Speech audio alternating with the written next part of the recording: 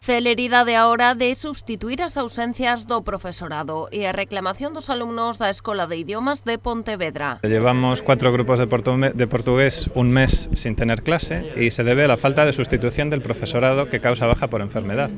Ha ocurrido un caso muy similar en esta misma escuela, con 4 grupos de inglés, y hasta el 17 de febrero, que se reincorporó por enfermedad su profesor, no hubo una sustitución efectiva del profesorado. No es normal que en 5 semanas no pueda sustituirse a alguén. Denuncian que nos 5 meses que levan de curso hai grupos que perderon ata 5 semanas de clase. Tendo en conta que a vindeira semana son as vacacións do Entroido, calculan que non volverán ás aulas ata mediados do mes de marzo. Ahora mismo va a haber una pausa de carnavales, que tenemos las vacaciones escolares, igual que en los colegios. Va a haber una pausa de Semana Santa y a mediados de mayo ya son los exámenes.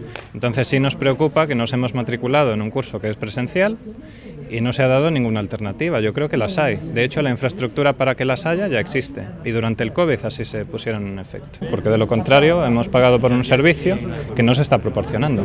Unha falta de clases que aseguran afecta severamente o rendemento académico do estudantado. Entendemos que haya una lista de sustitución y que deba respetarse, por supuesto, pero no puede dejarse agotar una lista, sobre todo en aquellos idiomas que parece que se está cronificando el problema. En portugués el año pasado ha ocurrido algo muy similar, en esta misma escuela. Y si en otras escuelas también sucede, como ha declarado la Consellería y la dirección del centro, hay un problema que desde luego los alumnos no podemos resolver. Hoxe concentráronse as portas da Escola de Idiomas de Pontevedra para poñer o foco sobre esta situación, reclamando que se tomen as medidas necesarias para que se solucione e non se repita.